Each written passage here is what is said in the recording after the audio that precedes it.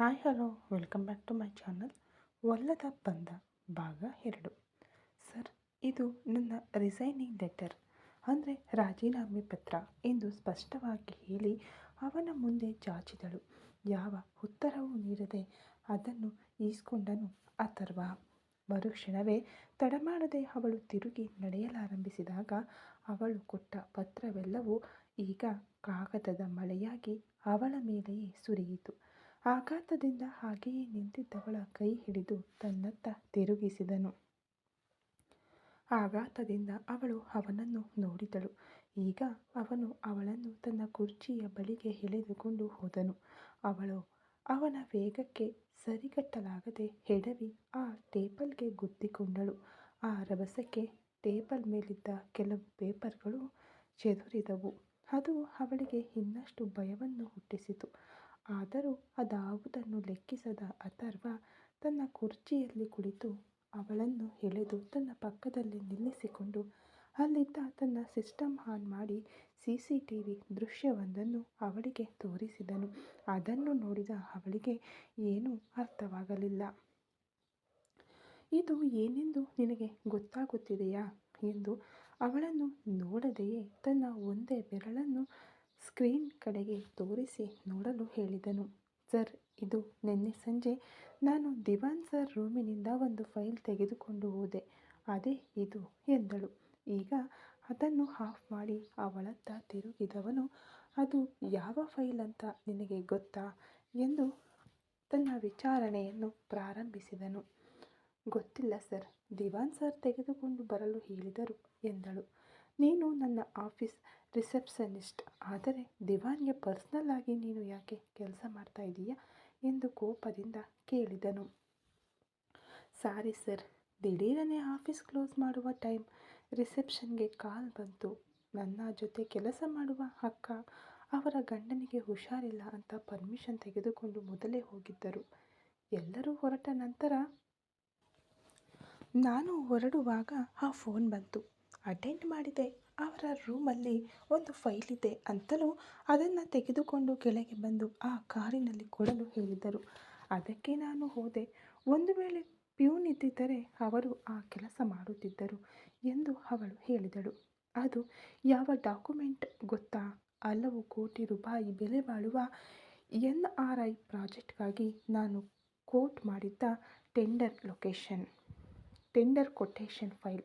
ಬೆಳಿಗ್ಗೆ ಟೆಂಡರ್ಗೆ ಹೋದಾಗ ನಾನು ಕೋಟ್ ಮಾಡಿದ ಅಮೌಂಟ್ಗಿಂತ ಜಸ್ಟ್ 1,000 ರೂಪಾಯಿ ಕಡಿಮೆ ಮಾಡಿ ಆ ಟೆಂಡರನ್ನು ಆಪೋಸಿಟ್ ಪಾರ್ಟಿ ರಣವೀರ್ ತೆಗೆದುಕೊಂಡಿದ್ದಾನೆ. ಅದಾದ ಮೇಲೆ ಕೊಟೇಶನ್ ಲೀಕ್ ಆಗಿದ್ದು ನಾನು ಕಂಡುಹಿಡಿದೆ. ಹಣ ಹೋಗಿದ್ದು ನನಗೆ ದೊಡ್ಡ ವಿಷಯವಲ್ಲ. ಎಷ್ಟು ಕೋಟಿ ಹೋದರೂ ಅದು ಇದಕ್ಕೆ ಸಮ ಎಂದು ತನ್ನ ತಲೆಕೂದಲನ್ನು ಮುಟ್ಟಿಕೊಳ್ಳುತ್ತಾ ಹೇಳಿದವನು ಈಗ ಕೋಪದಿಂದ ಎದ್ದು ಹಿಂದಕ್ಕೆ ತನ್ನ ರೋಲಿಂಗ್ ಚೇರನ್ನು ಒದ್ದು ತಳ್ಳಿದನು. ಅದು ಒಂದು ಟೇಬಲ್ಗೆ ಗುದ್ದಿ ನಿಂತಿತ್ತು. ಅವಳು ಮೈ ನಡುಗುತ್ತಾ ಅವನನ್ನು ತಲೆಗೆತ್ತಿ ನೋಡಿದಳು. ನಾನು ಸೋತು ಹೋದೆ. ಅದೇ ಸಮಸ್ಯೆ. ನಾನು ಕಾಲ್ ಮಾಡಿ ವಿಚಾರಿಸಿದಾಗ CCTV ಫುಟೇಜ್ ಚೆಕ್ ಮಾಡಿ ಕೆಳಗೆ ಒಬ್ಬನನ್ನು ಎತ್ತಿ ಹಾಕಿ ತುಳಿದನಲ್ಲ, ಆ ರವಿ ಅವನೇ ನೀನು ತೆಗೆದುಕೊಂಡು ಹೋದದ್ದು ಅಂತ ಹೇಳಿದ. ಅವನೇ ಆ CCTV ಫುಟೇಜ್ ನನಗೆ ಸೆಂಡ್ ಮಾಡಿದ್ದು. ಅದಕ್ಕೆ ಬಂದ ಕೂಡಲೇ ನಿನ್ನ ಹತ್ತಿರ ವಿಚಾರಣೆ ಶುರು ಮಾಡಿದೆ. ಆದರೂ ಈ ಅಥರ್ವ ಏನು ದಟ್ಟನಲ್ಲ. ಯಾವುದನ್ನು ಪೂರ್ತಿ ವಿಚಾರಿಸದೆ ಶಿಕ್ಷೆ ಕೊಡಲಾರ. ಅದಕ್ಕೆ ಫುಲ್ ಡೀಟೇಲ್ಸ್ ಗೊತ್ತಾಗುವವರೆಗೂ ನಿನ್ನನ್ನು ಏನೂ ಮಾಡದೆ ಬಿಟ್ಟಿದ್ದೆ. ಅದಾದ ಮೇಲೆ ಅಪರಾಧಿ ಯಾರು ಅಂತ ಕಂಡುಹಿಡಿಯಲಾಯಿತು. ಈ ಕೆಲಸವೆಲ್ಲ ಮಾಡಿದ್ದು ದಿವಾನ್ ಎಂದಾಗ 2 ಕೈಗಳಿಂದಲೂ ಬಾಯಿ ಮುಚ್ಚಿಕೊಂಡಳು. ಅವರಾ ಎಂದು ಆಘಾತದಿಂದ ಕೇಳಿದಳು. ಆ ಪರದೇಶಿಯೇ ನನ್ನ ಕ್ಲೋಸ್ ಫ್ರೆಂಡ್, ನನ್ನ ಪರ್ಸನಲ್ ಅಸಿಸ್ಟೆಂಟ್. ಯಾರನ್ನು ಅಷ್ಟು ಬೇಗ ನಾನು ನಂಬಲ್ಲ, ಆದರೆ ಇವನನ್ನು ನಂಬಿದೆ. ನನ್ನ ಬೆನ್ನಿಗೆ ಚೂರಿ ಹಾಕಿದ. ಇಷ್ಟು ಡೀಟೇಲ್ಸ್ ನಿನ್ನ ಬಳಿ ನಾನು ಹೇಳಬೇಕಾದ ಅವಶ್ಯಕತೆಯೇ ಇಲ್ಲ. ಆದರೂ ಒಮ್ಮೆ ಸಂದೇಹ ಬಂದರೆ ಆಮೇಲೆ ಏನೇ ನಡೆದರೂ ನನ್ನ ಮೇಲೆಯೇ ನಿಮ್ಮ ಅನುಮಾನದ ದೃಷ್ಟಿ ಇರುತ್ತದೆ ಅಂತ ಹೇಳಿದೆ ಅಲ್ವಾ? ಅದಕ್ಕಾಗಿ ನಿನ್ನ ಹತ್ತಿರ ಇದೆಲ್ಲ ತೋರಿಸಿದೆ. ಯಾವುದನ್ನು ಆಧಾರವಿಲ್ಲದೆ ಈ ಅಥರ್ವ ನಂಬುವುದಿಲ್ಲ, ಅರ್ಥವಾಯಿತಾ ಎಂದವನು. ನೀನು ಕಷ್ಟಪಡುವ ಕುಟುಂಬದವಳು. ಈ ಕೆಲಸಕ್ಕೆ ರಿಸೈನ್ ಮಾಡಿ ಬೇರೆ ಕಡೆ ಕೆಲಸ ಕೇಳಿ ಹೋದರೆ ಇದಕ್ಕೂ ಮುನ್ನ ಎಲ್ಲಿ ಕೆಲಸ ಮಾಡುತ್ತಿದ್ದೆ ಅಂತ ಕೇಳುತ್ತಾರೆ. ನನ್ನ ಕಂಪನಿ ಹೆಸರು ಹೇಳುತ್ತೀಯಾ? ಆ ಕಂಪನಿಯಿಂದ ಯಾಕೆ ಕೆಲಸದಿಂದ ತೆಗೆದರು ಅಂತ ಕೇಳುತ್ತಾರೆ. ನಿನ್ನಿಂದ ಏನು ಉತ್ತರ ಹೇಳಲು ಸಾಧ್ಯ? ಒಂದು ವಿಷಯವನ್ನು ಸ್ಪಷ್ಟವಾಗಿ ಅರ್ಥ ಮಾಡಿಕೊ. ಈ ಅಥರ್ವ ಕಂಪನಿಯಿಂದ ಕೆಲಸ ಬಿಟ್ಟು ಹೊರ ಹೋಗಿ ನೀನು ಬೇರೆ ಕೆಲಸಕ್ಕೆ ಸೇರುವುದು ಸಾಮಾನ್ಯ ವಿಷಯವಲ್ಲ. ಇಂಡಿಯಾದಲ್ಲಿರುವ ಟಾಪ್ 15 ಕನ್ಸ್ಟ್ರಕ್ಷನ್ ಕಂಪನಿಗಳ ಸಾಲಿನಲ್ಲಿ ಅಥರ್ವ ಕನ್ಸ್ಟ್ರಕ್ಷನ್ ಕೂಡ ಒಂದು. ಅಥರ್ವ ಕನ್ಸ್ಟ್ರಕ್ಷನ್ ಕಂಪನಿಯಿಂದ ಒಬ್ಬ ಕೆಲಸ ಬಿಟ್ಟು ಹೊರಗೆ ಹೋಗುತ್ತಿದ್ದಾನೆ ಎಂದರೆ ಖಂಡಿತ ಏನೋ ತಪ್ಪು ಮಾಡಿದ್ದಾನೆ ಅಂತ ಅರ್ಥವಾಯಿತಾ? ನಿನ್ನ ಹೆಸರನ್ನು ನೀನೇ ಕೆಡಿಸಿಕೊಳ್ಳಬೇಡ. ನಾನು ಮಾಡಿದ್ದು ತಪ್ಪು, ಅದು ನನಗೆ ಅರ್ಥವಾಗಿದೆ. ಅದಕ್ಕಾಗಿ ನಿನ್ನ ಹತ್ತಿರ ನನ್ನಿಂದ ಸಾರಿಯೆಲ್ಲ ಕೇಳಲು ಸಾಧ್ಯವಿಲ್ಲ. ಅದಕ್ಕೆ ನಾನು ಸ್ಪಷ್ಟವಾಗಿ ಒಂದು ನಿರ್ಧಾರ ತೆಗೆದುಕೊಂಡಿದ್ದೇನೆ ಎಂದು ಈಗ ತನ್ನ ಕುರ್ಚಿಯನ್ನು ಎಳೆದುಕೊಂಡು ಅದರಲ್ಲಿ ಕುಳಿತವನು ಕೆಲವು ಕೆಲಸಗಳನ್ನು ಮಾಡಿ ಒಂದು ಅಪಾಯಿಂಟ್ಮೆಂಟ್ ಲೆಟರ್ ರೆಡಿ ಮಾಡಿ ಆಗಲೇ ಸೈನ್ ಮಾಡಿ ಅವಳ ಮುಂದೆ ಚಾಚಿದನು. ಅವಳು ಏನೂ ಅರ್ಥವಾಗದೆ ನೋಡಿದಳು. ಅವನು ಉಬ್ಬೇರಿಸಿ ಆ ಪತ್ರವನ್ನು ಈಸಿದುಕೊಳ್ಳುವಂತೆ ಸನ್ನೆ ಮಾಡಿದಳು. ಈಗ ಅದನ್ನು ಈಸ್ಕೊಂಡು ನೋಡಿದವಳಿಗೆ ಹೃದಯವೇ ನಿಂತು ಬಡಿದಂತಾಯಿತು. ಅವಳಿಗೆ ಸ್ವಲ್ಪವೂ ನಂಬಲು ಸಾಧ್ಯವಾಗಲಿಲ್ಲ. ಇದು ನಿಜವೋ ಕನಸೋ ಎಂದು ತನ್ನ ಕೈಗಳನ್ನು ಚಿವುಟಿ ನೋಡಿಕೊಂಡಳು. ನಿಜವೇ ಎಂದು ತಡಬಡಾಯಿಸಿದಳು. ಏನಾಯಿತು? ಉತ್ತರವನ್ನೇ ನೋಡೋಣ ಎಂದು ಅಥರ್ವ ದನಿಯಿಂದ ಎಚ್ಚೆತ್ತವಳು. ಸರ್, ನಾನು ಹೇಗೆ ನಿಮ್ಮ PA? ನಾನು ಸಾಮಾನ್ಯ ರಿಸೆಪ್ಷನಿಸ್ಟ್. ಪ್ಲೀಸ್, ನನಗೆ ಈ ಕೆಲಸವೆಲ್ಲ ಬೇಡ. ಆ ಮಟ್ಟಕ್ಕೆಲ್ಲ ನಾನು ಅರ್ಹತೆ ಇಲ್ಲ ಎಂದು ತಡಬಡಾಯಿಸಿದವಳನ್ನು ನೋಡಿದವನು, ನಾನೇ ಹೇಳಿದ್ನಲ್ಲ, ನಾನು ಒಬ್ಬರಿಗೆ ಶಿಕ್ಷೆ ಕೊಡಬೇಕು ಅಂತ ಅಂದುಕೊಂಡರೆ ಅವರೇ ತಮ್ಮ ಪ್ರಾಣವನ್ನು ದ್ವೇಷಿಸಿ ಆತ್ಮಹತ್ಯೆ ಮಾಡಿಕೊಳ್ಳಲು ಸಾಧ್ಯವಾಗುತ್ತಿಲ್ಲ ಅಂತ ಪರದಾಡುವಷ್ಟರ ಮಟ್ಟಿಗೆ ಕೊಡುತ್ತೇನೆ. ಅದೇ ಒಬ್ಬರ ಹತ್ತಿರ ಸಾರಿ ಕೇಳಬೇಕು ಅಂತ ಅಂದುಕೊಂಡರೆ ಅವರು ಇಂಥದ್ದೊಂದು ಜೀವನವ ಅಂತ ನೆನೆಸಿ ಸಂತೋಷ ಪಡುವಷ್ಟರ ಮಟ್ಟಿಗೆ ಏನಾದರೂ ಮಾಡುತ್ತೇನೆ. ನನ್ನ ಬಾಯಿಂದ ಯಾರ ಬಳಿಯೂ ಸಾರಿ ಅನ್ನೋ ಪದವನ್ನು ನಾನು ಇದುವರೆಗೂ ಯೂಸ್ ಮಾಡಿಲ್ಲ. ಅದನ್ನು ನಿನ್ನ ಬಳಿಯೂ ಯೂಸ್ ಮಾಡಲು ಇಷ್ಟಪಡಲ್ಲ. ಸೊ ನಿನ್ನನ್ನು ನನ್ನ ಪರ್ಸನಲ್ ಅಸಿಸ್ಟೆಂಟ್ ಆಗಿ ನಾನು ಅಪಾಯಿಂಟ್ ಮಾಡಿದ್ದೇನೆ. ನೀನು ಇವತ್ತಿನಿಂದಲೇ ಆ ಕೆಲಸವನ್ನು ಸ್ಟಾರ್ಟ್ ಮಾಡಬಹುದು. ಆಮೇಲೆ ಇವತ್ತು ಒಂದು ದಿನ ಹೇಗೆ ವರ್ಕ್ ಮಾಡುವುದು ಅಂತ ನಾನು ನಿನಗೆ ಹೇಳಿಕೊಡುತ್ತೇನೆ. ಕರೆಕ್ಟಾಗಿ ಪಿಕಪ್ ಮಾಡಿಕೊ. ಬಟ್ ಇದನ್ನೇ ಅಡ್ವಾಂಟೇಜ್ ಆಗಿ ತೆಗೆದುಕೊಂಡು ಕೆಲಸದಲ್ಲಿ ಏನಾದರೂ ಎಡವಟ್ಟಾದರೆ ನಾನು ಮನುಷ್ಯನಾಗಿ ಇರಲ್ಲ ಎಂದು ಬಿಗಿಯಾದ ಮುಖಭಾವದಿಂದ ಒಂದು ಬೆರಳನ್ನು ಅಲ್ಲಾಡಿಸುತ್ತಾ ಅವಳ ಬಳಿ ಹೇಳಿದನು. ಸರ್, ಇದೆಲ್ಲ ನನಗೆ ಸೆಟ್ ಆಗಲ್ಲ. ನಾನು ರಿಸೆಪ್ಷನಿಸ್ಟ್ ಕೆಲಸವನ್ನೇ ನೋಡಿಕೊಳ್ಳುತ್ತೇನೆ ಎಂದು ಮತ್ತೆ ಹೇಳಿದಳು. ಏಯ್, ನಾನು ಏನು ಹೇಳುತ್ತೇನೋ ಅದನ್ನೇ ನೀನು ಕೇಳಬೇಕು. ನೀನು ಹೇಳುವುದನ್ನು ನಾನು ಕೇಳುವುದಿಲ್ಲ. ಅರ್ಥವಾಯಿತಾ? ಕೂತ್ಕೋ ಎಂದು ಮುಂದಿನ ಕುರ್ಚಿಯನ್ನು ತೋರಿಸಲು ಅವಳು ಕೆಳಗೆ ಬಿದ್ದಿದ್ದ ಪೇಪರ್ಗಳನ್ನೆಲ್ಲ ಎತ್ತಿಟ್ಟುಕೊಂಡು ಒಂದು ನಡುಕದೊಂದಿಗೆ ಹೋಗಿ ಅವನ ಮುಂದಿದ್ದ ಕುರ್ಚಿಯಲ್ಲಿ ಕುಳಿತಳು. 1 ಗಂಟೆ ಕಾಲ ಅವಳ ಕೆಲಸಗಳ ಬಗ್ಗೆ ಸ್ಪಷ್ಟವಾಗಿ ಅರ್ಥ ಮಾಡಿಸಿದನು. ಅವಳು ಅರ್ಥ ಮಾಡಿಕೊಂಡಳು. ಒಬ್ಬರಿಗೆ ಕಾಲ್ ಮಾಡಿದನು. ಆಗ ಒಬ್ಬರು may I come in sir ಎಂದಾಗ ಎಸ್ ಕಮ್ ಇನ್ ಎಂದನು. ಅವರು ಒಳಗೆ ಬರಲು, ಕಾರ್ತಿಕ್, ಇನ್ಮುಂದೆ ನಕ್ಷತ್ರ ನನ್ನ ಪರ್ಸನಲ್ ಅಸಿಸ್ಟೆಂಟ್. ಸೊ ನನ್ನ ಪ್ರೋಗ್ರಾಮ್ ಬಗ್ಗೆ ಎಲ್ಲ ಅವಳಿಗೆ ನೀನು ಎಕ್ಸ್ಪ್ಲೈನ್ ಮಾಡು. ಆಲ್ರೆಡಿ ವರ್ಕ್ ಬಗ್ಗೆ ಡೀಟೇಲ್ಸ್ ನಾನು ಹೇಳಿದ್ದೇನೆ. ನೀನು ಸ್ಯಾಲ್ರಿ ಮತ್ತು ಎಕ್ಸ್ಟ್ರಾ ಎಲ್ಲವನ್ನ ಹೇಳಿಬಿಡು ಎಂದು ಹೇಳಿಬಿಟ್ಟು ಈಗ ಅವನು ತನ್ನ ಕೆಲಸವನ್ನು ಮುಂದುವರಿಸಿದನು. ಅವನು ಕೊಟ್ಟ ಆಘಾತದಿಂದ ಹೊರಬರಲಾಗದೆ ಏನು ಮಾಡುವುದೆಂದು ತಿಳಿಯದೆ ನೋಡುತ್ತಿದ್ದಳು. ಎಕ್ಸ್ಕ್ಯೂಸ್ ಮೀ ಮ್ಯಾಮ್, ನನ್ನ ಜೊತೆ ಬನ್ನಿ ಎಂದು ಕಾರ್ತಿಕ್ ಕರೆದನು. ಆಶ್ಚರ್ಯದಿಂದ ನೋಡಿದಳು ನಕ್ಷತ್ರ. ಇದುವರೆಗೆ ಹೆಸರಿಡಿದು ಕರೆಯುತ್ತಿದ್ದವನು ಈಗ ಮ್ಯಾಮ್ ಎಂದು ಹೇಳುವುದನ್ನು ಕಂಡು ಸರ್ ಎಂದಳು. ಬನ್ನಿ ಮ್ಯಾಮ್ ಎಂದನು. ಅವಳು ಮತ್ತೆ ಬೇಡಿಕೊಳ್ಳುವಂತೆ ಅಥರ್ವನನ್ನು ನೋಡಿದಳು. ಹಲೋ, ಹೋಗಿ, ಅವರು ಎಕ್ಸ್ಪ್ಲೇನ್ ಮಾಡ್ತಾರೆ. ನಿಮ್ಮ ಕ್ಯಾಬಿನ್ ತೋರಿಸ್ತಾರೆ. ನೀವು ಅಲ್ಲಿಗೆ ಹೋಗಬಹುದು. ನಾನು ಕಾಲ್ ಮಾಡಿದರೆ ಮಾತ್ರ ನನ್ನ ರೂಮಿಗೆ ಬಂದರೆ ಸಾಕು ಎಂದು ಅವನು ಹೇಳಿದನು. ಬೇರೆ ದಾರಿ ಇಲ್ಲದೆ ಈಗ ಹೊರಟಳು ನಕ್ಷತ್ರ. ಈಗ ಅವಳನ್ನು ಒಂದು ಕೊಠಡಿಗೆ ಕರೆದುಕೊಂಡು ಹೋಗಿ ಅಲ್ಲಿದ್ದ ಸೀಟ್ನಲ್ಲಿ ಕೂರಿಸಿದನು ಕಾರ್ತಿಕ್. ಸರ್, ಇಲ್ಲಿ ಏನು ನಡೆಯುತ್ತಿದೆ ಅಂತ ನನಗೆ ಸತ್ಯವಾಗಿಯೂ ಅರ್ಥವಾಗುತ್ತಿಲ್ಲ. ಬೆಳಿಗ್ಗೆ ಕೊಲೆ ಮಾಡುವಷ್ಟು ಕೋಪದಿಂದ ಆ ಮನುಷ್ಯ ಆ ರೀತಿ ಗೋಳು ಹೊಯ್ದುಕೊಂಡರು. ಈಗ ದಿಢೀರನೆ ಕರೆದು ಪರ್ಸನಲ್ ಅಸಿಸ್ಟೆಂಟ್ ಅಂತ ಹೇಳ್ತಿದ್ದಾರೆ. ಇವರ ಬಳಿ 1 ಗಂಟೆ ಸಿಕ್ಕಿಬಿದ್ದು ನನ್ನ ಪ್ರಾಣ ಹೋಗಿ ಬಂತು. ನನ್ನಿಂದ ಸಾಧ್ಯವಿಲ್ಲ ಸರ್. ಪ್ಲೀಸ್ ಏನಾದರೂ ಅವರ ಬಳಿ ಮಾತನಾಡಿ ನನ್ನನ್ನು ಹಳೆಯ ಕೆಲಸಕ್ಕೆ ಬದಲಾಯಿಸಿಬಿಡಿ ಎಂದು ಪಾಪದಂತೆ ಅವಳು ಬೇಡಿಕೊಂಡಳು. ಮ್ಯಾಮ್, ನಿಮಗೆ ಸರ್ ಬಗ್ಗೆ ಎಲ್ಲ ಡೀಟೇಲ್ಸ್ ಗೊತ್ತಾ ಎಂದು ಕಾರ್ತಿಕ್ ಕೇಳಲು, ಸರ್, ಒಬ್ಬ ರಿಸೆಪ್ಷನಿಸ್ಟ್ ಆಗಿ ಈ ಕಂಪನಿಯ ಬಗ್ಗೆ ಮಾತ್ರ ಗೊತ್ತು. ಅವರ ಬಗ್ಗೆ ಎಲ್ಲ ನನಗೆ ಗೊತ್ತಿಲ್ಲ ಎಂದು ಹೇಳಿದಳು. ಆದರೆ ಈಗ ನೀವು ತಿಳಿದುಕೊಳ್ಳುವುದು ತುಂಬಾ ಅವಶ್ಯಕ. ಏಕೆಂದರೆ ಇನ್ಮುಂದೆ ಅವರ ಪರ್ಸನಲ್ ಅಸಿಸ್ಟೆಂಟ್ ನೀವೇ. ವೆಯ್ಟ್ ಮಾಡಿ ಎಂದು ಈಗ ಅಲ್ಲಿದ್ದ ಸಿಸ್ಟಮ್ ಆನ್ ಮಾಡಿ ಅವನ ಕಂಪನಿಗೆ ಸಂಬಂಧಿಸಿದ ಎಲ್ಲ ಉದ್ಯಮಗಳ ಬಗ್ಗೆಯೂ ಅವನ ಎಲ್ಲ ಕೆಲಸಗಳ ಬಗ್ಗೆಯೂ ವಿವರವಾಗಿ ಹೇಳಿದವನು, ಇದೆಲ್ಲ ಸರ್ ಅವರ ಪ್ರಾಪರ್ಟೀಸ್ ಮತ್ತು ಬಿಸ್ನೆಸ್ ಎಂದನು. ಆಮೇಲೂ ಅವಳಿಗೆ ಅವಳ ಕೆಲಸಗಳ ಬಗ್ಗೆ ಸ್ಪಷ್ಟವಾಗಿ ಅರ್ಥ ಮಾಡಿಸಿದನು. ಎಲ್ಲವನ್ನು ಕೇಳಿ ತಿಳಿದುಕೊಂಡವಳು, ಸರ್, ಆದರೂ ನನಗೆ ಸ್ವಲ್ಪ ಭಯವಾಗುತ್ತಿದೆ. ನನ್ನಿಂದ ಇದೆಲ್ಲ ಮಾಡಲು ಸಾಧ್ಯವಾ ಎಂದು ಕೇಳಿದಳು. ಇಲ್ಲಿ ನೋಡಿ ನಕ್ಷತ್ರ, ಅಥರ್ವ ಸರ್ ಸಾಮಾನ್ಯರಲ್ಲ. ಅವರು ಒಬ್ಬರನ್ನು ನೋಡಿದರೆ ಅವರ ನಡವಳಿಕೆ ಇಟ್ಟುಕೊಂಡೇ ಈಸಿಯಾಗಿ ಜಡ್ಜ್ ಮಾಡ್ತಾರೆ. ಅವರು ಎಂಥ ಕ್ಯಾರೆಕ್ಟರ್ ಅಂತ.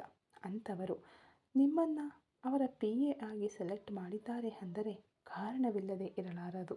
ಇದುವರೆಗೂ ಆಫೀಸ್ನಲ್ಲಿ ಕೆಲಸ ಮಾಡುವ ಯಾವ ಹುಡುಗಿಯರ ಬಳಿಯೂ ಅವರು ನೇರವಾಗಿ ಮಾತನಾಡಿದ್ದೂ ಇಲ್ಲ. ಯಾಕೆ ನೋಡಿದ್ದೂ ಇಲ್ಲ. ರಿಸೆಪ್ಷನ್ನಿಂದ ನೀವು ಹಾಗೂ ಮಾಲತಿ ಇಬ್ಬರು ಮಾತ್ರ ಕಾಲ್ ಮಾಡಿಯಾದರೂ ಅವರ ಹತ್ತಿರ ಮಾತನಾಡಿದ್ದೀರಾ, ರೈಟ್ ಎಂದಾಗ ತಲೆಯಾಡಿಸಿದಳು. ನಿಮ್ಮನ್ನು ಅವರು ಸೆಲೆಕ್ಟ್ ಮಾಡಿದ ಮೇಲೆ ನಿಮಗೆ ಬೇರೆ ಆಪ್ಷನ್ ಇಲ್ಲ. ಕೆಲಸದಲ್ಲಿ ಗಮನ ಹರಿಸಿ. ಇದು ನಿಮಗೆ ಒಂದು ಒಳ್ಳೆಯ ಅವಕಾಶ. ಇದನ್ನು ಯೂಸ್ ಮಾಡಿಕೊಳ್ಳಿ. ಕಷ್ಟಪಡುತ್ತಿರುವ ಫ್ಯಾಮಿಲಿಗೆ ಹೆಲ್ಪ್ಫುಲ್ ಆಗಿರುತ್ತದೆ. ನಿಮ್ಮ ಸ್ಯಾಲರಿ ಎಷ್ಟು ಗೊತ್ತಾ? 1.5 ಲಕ್ಷ ಎಂದಾಗ ಅಯ್ಯೋ ಎಂದು ತನ್ನ ಎದೆಯ ಮೇಲೆ ಕೈಯಿಟ್ಟುಕೊಂಡವಳು, ಸರ್, 2 ವರ್ಷದಿಂದ ನನಗೆ ತಿಂಗಳ ಸಂಬಳವೇ 20,000 ಸರ್. ನೀವೇನು ಇಷ್ಟು ಹೇಳ್ತಿದ್ದೀರಾ ಎಂದು ಹೇಳಿದಳು. ಅದು ರಿಸೆಪ್ಷನಿಸ್ಟ್ಗೆ, ಇದು ಬಾಸ್ನ ಪರ್ಸನಲ್ ಅಸಿಸ್ಟೆಂಟ್ಗೆ ಎಂದು ಹೇಳಿದನು. Thank you sir. ಹಾಗಾದರೆ ಖಂಡಿತ ಈ ಕೆಲಸವನ್ನು ನಾನು ಚೆನ್ನಾಗಿ ನೋಡಿಕೊಳ್ಳುತ್ತೇನೆ ಎಂದಳು. ಓಕೆ, ಆಲ್ ದಿ ಬೆಸ್ಟ್ ಎಂದು ಹೇಳಿದವನು ಒಂದು ಮೊಬೈಲನ್ನು ಅವಳ ಕೈಗೆ ಕೊಟ್ಟು, ಇದು ಆಫೀಸ್ ಮೊಬೈಲ್ ಫೋನ್. ಈ ಫೋನ್ಗೆ ಸರ್ ಬಳಿ ಅಪಾಯಿಂಟ್ಮೆಂಟ್ ಪಡೆಯಲು ಕಾಲ್ ಮಾಡ್ತಾರೆ. ನೀವು ಸರ್ನ ಶೆಡ್ಯೂಲ್ ನೋಡಿ ಅವರ ಹತ್ತಿರ ಡಿಸ್ಕಸ್ ಮಾಡಿ ಆಮೇಲೇನೆ ಅಪಾಯಿಂಟ್ಮೆಂಟ್ ಎಲ್ಲ ಫಿಕ್ಸ್ ಮಾಡಬೇಕು ಎಂದು ಇನ್ನಷ್ಟು ಮಾಹಿತಿಯನ್ನು ಹೇಳಿಬಿಟ್ಟು, ಓಕೆ, ಆಲ್ ದಿ ಬೆಸ್ಟ್ ಎಂದು ಹೇಳಿ ಹೊರಗೆ ಹೋದನು ಕಾರ್ತಿಕ್. ಆನಂತರ ಅಥರ್ವನನ್ನು ಹೋಗಿ ನೋಡಿದವನು ಎಲ್ಲ ವಿವರಗಳನ್ನು ಹೇಳಿದನು. ಓಕೆ, ಗುಡ್ ಕಾರ್ತಿಕ್, ಆ ಹುಡುಗಿಯ ಫ್ಯಾಮಿಲಿ ಬಗ್ಗೆ ನನಗೆ ಫುಲ್ ಡೀಟೇಲ್ಸ್ ಬೇಕು ಎಂದವನು ಆಮೇಲೆ ತನ್ನ ಕೆಲಸವನ್ನು ಮುಂದುವರಿಸಿದನು. ಸ್ವಲ್ಪ ಸಮಯ ಆತಂಕದಲ್ಲಿದ್ದಳು. ಆನಂತರ ಅಥರ್ವ ಹೇಳಿದ್ದು, ಕಾರ್ತಿಕ್ ಹೇಳಿದ್ದು ಎಲ್ಲವನ್ನು ನಿಧಾನವಾಗಿ ಯೋಚಿಸಿದಳು. ಅವಳ ಕೆಲಸದ ಬಗ್ಗೆ ಅವಳಿಗೆ ಸ್ಪಷ್ಟವಾಗಿ ಅರ್ಥವಾಯಿತು. ಆನಂತರ ತನ್ನ ಕೆಲಸವನ್ನು ಮುಂದುವರಿಸಿದಳು. ಮಧ್ಯಾಹ್ನದ ಊಟಕ್ಕೆ ಕ್ಯಾಂಟೀನ್ಗೆ ಹೋದಳು. ಅಲ್ಲಿದ್ದವರ ಸಂಪೂರ್ಣ ದೃಷ್ಟಿ ಅವಳ ಮೇಲೆಯೇ ಇತ್ತು. ಆದಷ್ಟು ಯಾರನ್ನೂ ಗಮನಿಸದಂತೆ ಇರಲು ಪ್ರಯತ್ನಿಸಿದಳು.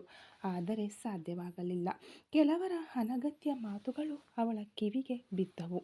ನೋಡೆ, ಮೂಕಿಯಂತೆ ಇದ್ದುಕೊಂಡು ಇವತ್ತು ಇಷ್ಟು ದೊಡ್ಡ ಕಂಪನಿಯ MDಯನ್ನೇ ಕೈವಶ ಮಾಡಿಕೊಂಡು ಅವರ PA ಆಗಿಬಿಟ್ಟಳು ಎಂದು ಕೆಲವರು ಮಾತನಾಡುವುದನ್ನು ಕೇಳಿಯೂ ಕೇಳದಂತೆ ಸ್ವಲ್ಪ ಹೊತ್ತು ತಾಳ್ಮೆಯಿಂದ ಊಟ ಮಾಡಿದಳು. ಅವಳು ತಂದಿದ್ದು ಮೊಸರನ್ನ ಮತ್ತು ಆಲೂಗಡ್ಡೆ ಪಲ್ಯ ಮಾತ್ರ. ಅವರು ಆಡಿದ ಮಾತಿಗೆ ಅವಳಿಗೆ ಸರಿಯಾಗಿ ಊಟ ಮಾಡಲು ಆಗಲಿಲ್ಲ. ರಿಸೆಪ್ಷನ್ನಲ್ಲಿದ್ದವಳು ಈಗ ಪರ್ಸನಲ್ ಅಸಿಸ್ಟೆಂಟ್. ಕಾರ್ತಿಕ್ ಸರ್ ಬಂದು ಇನ್ಫಾರ್ಮ್ ಮಾಡಿದಾಗ ನಮಗೆಲ್ಲ ಆಘಾತವೇ ಆಯಿತು. ಬಹುಶಃ MD ರೂಮ್ಗೆ ಹೋಗಿ ಪ್ರತ್ಯೇಕವಾಗಿ ಗಮನಿಸಿರಬಹುದು ಅನ್ನಿಸುತ್ತೆ ಎಂದು ಒಬ್ಬಳು ಹೇಳಲು ಮತ್ತೊಬ್ಬಳು, ಇರಬಹುದು, ಅದೃಷ್ಟವಂತೆ, ನಾವೇ ಬುದ್ಧಿ ಇಲ್ಲದೆ ಇದ್ದು ಬಿಟ್ವಿ. ನಾವು ಸ್ವಲ್ಪ ಪ್ರಯತ್ನ ಮಾಡಬೇಕಿತ್ತು. ಬಾಸ್ ಬೆಂಕಿಯ ಹಾಗೆ ಇದ್ದಾರೆ ಅಂತ ನೋಡಿದ್ರೆ ಕೊನೆಗೆ ಹುಡುಗಿಯರ ವಿಷಯದಲ್ಲಿ ಇಷ್ಟು ವೀಕ್ ಅಂತ ಇವತ್ತೇ ಗೊತ್ತಾಗ್ತಿರೋದು. ಒಂದು ಸಲ ಅವಳು ಅವರ ಜೊತೆ ಮಲಗಿದ್ದಕ್ಕೆ ಅವಳನ್ನು ಪರ್ಸನಲ್ ಅಸಿಸ್ಟೆಂಟ್ ಮಾಡಿಬಿಟ್ಟರು ಎಂದು ಮಾತನಾಡಿಕೊಳ್ಳುವುದನ್ನು ಕೇಳಿ ನಕ್ಷತ್ರಾಗೆ ಅಳು ತಡೆಯಲಾಗಲಿಲ್ಲ. ಈಗ ಜೋರಾಗಿ ಸಾಕು ನಿಲ್ಲಿಸಿ ಎಂದು ಕಿರುಚಿದಳು. ಆಫೀಸ್ ರೂಮ್ನಲ್ಲಿ ಕುಳಿತಿದ್ದವನ ದೃಷ್ಟಿ ಸಂಪೂರ್ಣವಾಗಿ ಈಗ ಅವಳ ಕಡೆ ತಿರುಗಿತು. ಅಲ್ಲಿ ಅವನು ಇಟ್ಟಿದ್ದ ಸ್ಪ್ರೇ ಕ್ಯಾಮರಾ ಮತ್ತು ಮೈಕ್ರೋಫೋನ್ ಅಲ್ಲಿ ನಡೆಯುತ್ತಿರುವುದನ್ನು HD ವಿಡಿಯೋ ಹಾಗೂ ಕ್ಲಿಯರ್ ಆಡಿಯೋ ಗುಣಮಟ್ಟದೊಂದಿಗೆ ಅವನ ಲ್ಯಾಪ್ಟಾಪ್ನಲ್ಲಿ ತೋರಿಸುತ್ತಿತ್ತು. ಈಗ ಅವಳ ಸುತ್ತಲೂ ಮಾತನಾಡುತ್ತಿದ್ದವರ ಬಾಯಿ ಮುಚ್ಚಿತು. ಎಲ್ಲರೂ ನಿಮ್ಮ ಮನಸ್ಸಿನಲ್ಲಿ ಏನಂದ್ಕೊಂಡಿದ್ದೀರಾ? ಬೆಳಿಗ್ಗೆ ನಿಮ್ಮೆಲ್ಲರ ಮುಂದೆಯೇ ತಾನೇ ಬಾಸ್ ನನ್ನ ಮೇಲೆ ತಪ್ಪಿದೆ ಅಂತ ಬೆದರಿಸಿದ್ದು. ಆಗ ಯಾರಾದರೂ ಬಾಯಿ ಬಿಟ್ಟಿರಾ?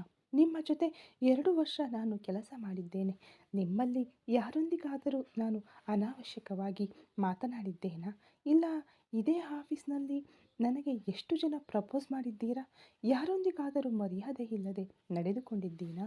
ಡೀಸೆಂಟಾಗಿ ನನಗೆ ಈ ಲವ್ ಸೆಟ್ ಆಗಲ್ಲ ಅಂತ ಹೇಳಿ ತಾನೇ ದೂರ ಉಳಿದಿದ್ದೇನೆ.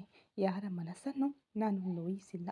ಆದರೆ ಇವತ್ತು ಬಾಸ್ ನನಗೆ ಪರ್ಸನಲ್ ಅಸಿಸ್ಟೆಂಟ್ ಪೋಸ್ಟಿಂಗ್ ಕೊಟ್ಟಿದ್ದಾರೆ. ಅದಕ್ಕೆ ನಾನು ಅರ್ಹಳೆ ಎಂದು ನಾನೇ ಗೊಂದಲದಲ್ಲಿದ್ದೆ. ಆದರೂ ನನ್ನ ಮೇಲಿರುವ ನಂಬಿಕೆಯಿಂದ ಅವರು ಅದನ್ನು ಕೊಟ್ಟಿದ್ದಾರೆ. ಅದೊಂದು ಕೆಲಸ ಅಷ್ಟೇ. ಒಬ್ಬ ಹುಡುಗಿ ಮುಂದೆ ಬಂದರೆ ಅವಳ ಶೀಲವನ್ನು ಅಡಮಾನ ಇಟ್ಟ ಮೇಲೆ ತಾನೇ ಮುಂದುವರಿಯಲು ಸಾಧ್ಯ ಎಂದು ಎಷ್ಟು ಕೇವಲವಾಗಿ ಮಾತನಾಡುತ್ತಿದ್ದೀರಾ? ಒಬ್ಬ ಹುಡುಗಿಯೇ ಇನ್ನೊಬ್ಬ ಹುಡುಗಿಯ ಬಗ್ಗೆ ಇಷ್ಟು ಕೇವಲವಾಗಿ ಮಾತನಾಡಬಹುದಾ ಎಂದಳು. ಇಲ್ಲಿ ನೋಡಿ, ಬಾಸ್ ತುಂಬ ಒಳ್ಳೆಯವರು. ನನ್ನ ಹತ್ತಿರ ಅವರು ಕೇವಲವಾಗಿ ನಡೆದುಕೊಂಡಿಲ್ಲ. ನಾನು ನನ್ನನ್ನೇ ಒಪ್ಪಿಸಿ ಆ ಪೋಸ್ಟಿಂಗ್ ಪಡೆದುಕೊಂಡಿಲ್ಲ. ಒಳ್ಳೆಯದು ಕೆಟ್ಟದ್ದು ನೋಡುವವರ ಮನಸ್ಸು ಮತ್ತು ದೃಷ್ಟಿಯನ್ನು ಅವಲಂಬಿಸಿರುತ್ತದೆ. ನಮ್ಮ ಮನಸ್ಸಿನಲ್ಲಿ ಹೇಗಿರುತ್ತದೆಯೋ ಹಾಗೆಯೇ ಬೇರೆಯವರ ಮೇಲೂ ನಮ್ಮ ದೃಷ್ಟಿ ಇರುತ್ತದೆ. ನಾನು ಯಾವುದೇ ತಪ್ಪು ಮಾಡಿಲ್ಲ.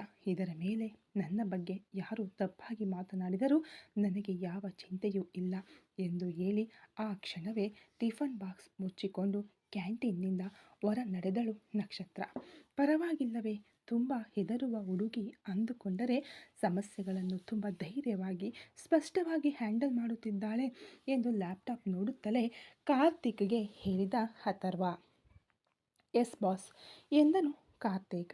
ಆಮೇಲೆ ಕಾರ್ತಿಕ್ ಆ ಹುಡುಗಿಯ ಬಗ್ಗೆ ಡೀಟೇಲ್ಸ್ ಎಂದಾಗ ಹೀಗೋ ಎಂದು ಕೆಲವು ಫೋಟೋಗಳನ್ನು ತೋರಿಸಿ ಈಗ ವಿವರವಾಗಿ ಹೇಳಲು ಪ್ರಾರಂಭಿಸಿದ ಕಾರ್ತಿಕ್.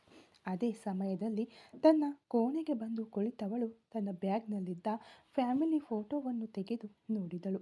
ಅಳು ತಡೆಯಲಾಗಲಿಲ್ಲ.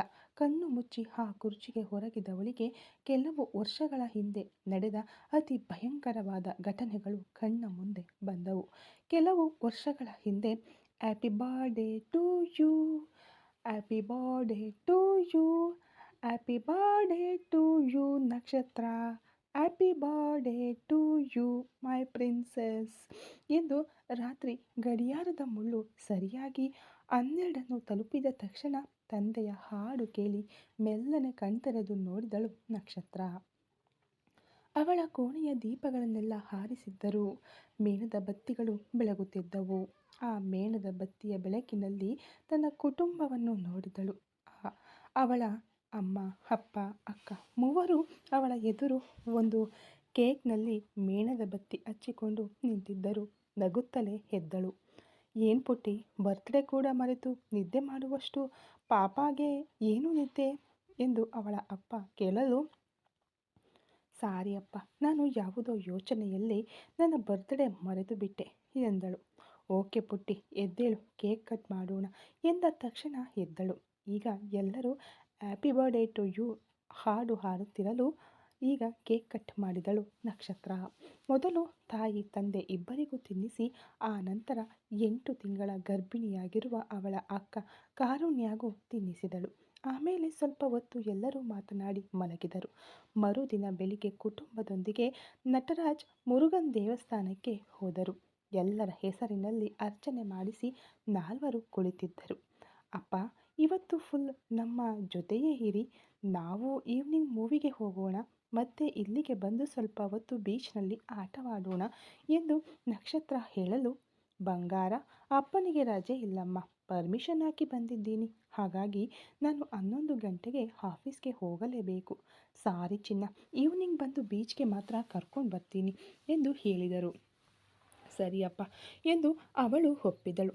ರೀ, ನಮ್ಮ ನಕ್ಷತ್ರಗೆ ಒಳ್ಳೆಯ ಸಂಬಂಧ ಬಂದಿದೆ. ಅದರ ಬಗ್ಗೆ ನಿಮ್ಮ ಹತ್ತಿರ ಮಾತನಾಡೋಣ ಅಂದುಕೊಂಡೆ. ನೀವು ನಿನ್ನೆ ಬಂದಿದ್ದೆ ಲೇಟ್, ಅದಕ್ಕೆ ಮಾತನಾಡಲು ಆಗಲಿಲ್ಲ ಎಂದು ಮೇನಕಾ ಹೇಳಲು, ಸರಿಯಮ್ಮ, ಏನು ಎತ್ತ ಅಂತ ನೋಡಿ ಮಾತನಾಡಿ ಮುಗಿಸಿ ಬಿಡೋಣ ಎಂದು ಹೇಳಿದರು ನಟರಾಜ್. ಅಪ್ಪ, ಈಗ ನನ್ನ ಮದುವೆಗೆ ಏನು ಅವಸರ ಎಂದು ಅವಳು ಹೇಳಲು, ಕಂದ, ಹೆಣ್ಣು ಮಕ್ಕಳು ಎಷ್ಟೇ ಬೆಳೆದರೂ ಅಪ್ಪ ಅಮ್ಮನಿಗೆ ಮಕ್ಕಳೇ. ಆದರೂ ನಿಮ್ಮ ಜೀವನವನ್ನು ಚೆನ್ನಾಗಿ ರೂಪಿಸಿಕೊಡುವುದು ನಮ್ಮ ಜವಾಬ್ದಾರಿಯಲ್ಲವೇ ಎಂದು ಹೇಳಲು, ಅದಕ್ಕಲ್ಲ ಅಪ್ಪ ಎಂದು ಅವಳು ರಾಗ ಎಳೆದಳು. ಯಾಕಮ್ಮ, ನಿನ್ನ ಮನಸ್ಸಿನಲ್ಲಿ ಏನಾದರೂ ಇದೆಯಾ ಎಂದು ಅವರು ಕೇಳಲು, ಇಲ್ಲಪ್ಪ, ಹಾಗೆಲ್ಲ ಏನೂ ಇಲ್ಲ ಎಂದಳು. ಸರಿ, ಹೋಗೋಣ ಎಂದು ಕುಟುಂಬ ಸಮೇತ ಹೊರಟರು. ಅವರನ್ನು ಮನೆಯಲ್ಲಿ ಬಿಟ್ಟು ಅವರು ಆಫೀಸ್ಗೆ ಹೋದರೂ ಆ ದಿನ ಅತ್ಯಂತ ಕ್ರೂರವಾಗಿರುತ್ತದೆ ಎಂದು ಯಾರೂ ನಿರೀಕ್ಷಿಸಿರಲಿಲ್ಲ. ಪ್ರತಿ ವರ್ಷ ತನ್ನ ಮಗಳ ಹುಟ್ಟುಹಬ್ಬದಂದು ಸಂತೋಷವನ್ನು ಮಾತ್ರ ನೋಡಿದ್ದವರಿಗೆ ಆ ದಿನ ಒಂದು ದೊಡ್ಡ ಆಘಾತವನ್ನು ಕಾದಿರಿಸಿತ್ತು. ಆಫೀಸ್ಗೆ ಹೋದಾಗ ದಿಢೀರನೆ ಕಚೇರಿ ಮುಚ್ಚಲಾಗಿತ್ತು. ಅಲ್ಲಿ ಒಂದು ದೊಡ್ಡ ನೋಟಿಸ್ ಅಂಟಿಸಲಾಗಿತ್ತು. ಈ ಸಂಸ್ಥೆ ನಕಲಿಯಾಗಿದೆ. ಇದನ್ನು ನಂಬಿ ಹಣ ಕೊಟ್ಟವರೆಲ್ಲರೂ ತಪ್ಪದೆ ಕಮಿಷನರ್ ಆಫೀಸ್ನಲ್ಲಿ ಸೂಕ್ತ ದಾಖಲೆಗಳೊಂದಿಗೆ ಕಳೆದುಕೊಂಡ ಹಣದ ಬಗ್ಗೆ ಮಾಹಿತಿಯನ್ನು ನೀಡುವಂತೆ ಪೊಲೀಸ್ ಇಲಾಖೆ ಎಚ್ಚರಿಸುತ್ತದೆ ಎಂದಿತ್ತು. ಅಲ್ಲಿ ಸೇರಿದ್ದ ಜನರೆಲ್ಲರೂ ತಲೆ ಚೆಚ್ಚಿಕೊಂಡು ಅಳುತ್ತಿದ್ದರು. ಎಷ್ಟೋ ಜನ ತಮ್ಮ ಅನೇಕ ಕನಸುಗಳನ್ನು ನನಸು ಮಾಡಿಕೊಳ್ಳಲು ಆ ಫೈನಾನ್ಸ್ ಕಂಪನಿಯಲ್ಲಿ ತಮ್ಮ ಹಣವನ್ನು ಹೂಡಿಕೆ ಮಾಡಿದ್ದರು. ಅವರಿಗೆ ತಿಳಿದಿದ್ದ ಒಂದೇ ಮುಖ ನಟರಾಜ್ ಮಾತ್ರ. ಆ ಕಂಪನಿ ಯಾರದ್ದು, ಆ MD ಯಾರು ಎಂದು ಸಾರ್ವಜನಿಕರಿಗೆ ತಿಳಿದಿರಲಿಲ್ಲ. ಫಾರಿನ್ನಿಂದ ನಟರಾಜ್ ಮೂಲಕ ಈ ಕಂಪನಿಯನ್ನು ನಡೆಸುತ್ತಿದ್ದಾರೆ ಎಂದೇ ಎಲ್ಲರೂ ನಂಬಿದ್ದರು. ಪೊಲೀಸರು ನಡೆಸಿದ ತನಿಖೆಯಲ್ಲಿ ಅಲ್ಲಿದ್ದ ಪ್ರಮುಖ ದಾಖಲೆಗಳು ಸಿಕ್ಕಿದವು. ಆ ಕಂಪನಿಯ ಮಾಲೀಕ ನಟರಾಜ್ ಅವರ ಹೆಸರಿನಲ್ಲೇ ರಿಜಿಸ್ಟರ್ ಆಗಿದೆ ಎಂದು. ಅದು ನಟರಾಜ್ ಈಗಷ್ಟೇ ತಿಳಿಯಿತು. ಅದು ಅವರಿಗೆ ಅತಿ ದೊಡ್ಡ ಆಘಾತವೇ ಸರಿ. ಅವರನ್ನು ಎಲ್ಲರೂ ಸುತ್ತುವರೆದರು. ಸರ್, ನಾನು ಯಾವ ತಪ್ಪು ಮಾಡಿಲ್ಲ. ನಾನು ಇಲ್ಲಿ ಕೆಲಸ ಮಾಡುವ ಒಬ್ಬ ಮ್ಯಾನೇಜರ್ ಅಷ್ಟೇ. ಏನು ಎತ್ತ ಅಂತ ನಾನು ವಿಚಾರಿಸುತ್ತೇನೆ ಎಂದು ಹೇಳುತ್ತಿರುವಾಗಲೇ ಅವರಿಗೆ ಕಲ್ಲಿನ ಏಟು ಬಿತ್ತು.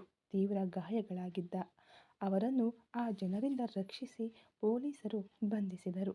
ಮನೆಗೆ ಹೋದ ನಕ್ಷತ್ರ, ಸಿನಿಮಾಗೆ ಅಂತೂ ಹೋಗೋಕೆ ಆಗಲಿಲ್ಲ. ಟಿವಿಯಲ್ಲಿ ಯಾವುದಾದರೂ ಒಳ್ಳೆ ಸಿನಿಮಾ ಹಾಕಿದ್ದಾರಾ ಅಂತ ನೋಡೋಣ ಎಂದು ಟಿವಿ ಆನ್ ಮಾಡಿದಳು.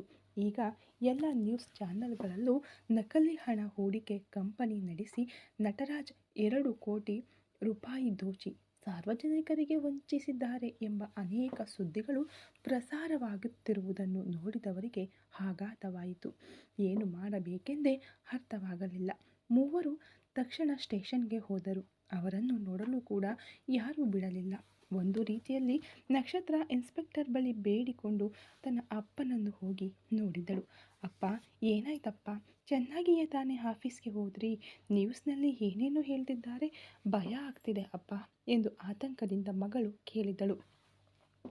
ಇಲ್ಲಿ ನೋಡಮ್ಮ, ಏನಾಗಿದೆ ಅಂತ ನನಗೆ ಅರ್ಥವಾಗ್ತಿಲ್ಲ. ನಿನ್ನೆ ನಾನು ಆಫೀಸ್ ಕ್ಲೋಸ್ ಮಾಡಿಕೊಂಡು ಬರುವವರೆಗೂ ಎಲ್ಲ ಕರೆಕ್ಟಾಗಿಯೇ ಇತ್ತು.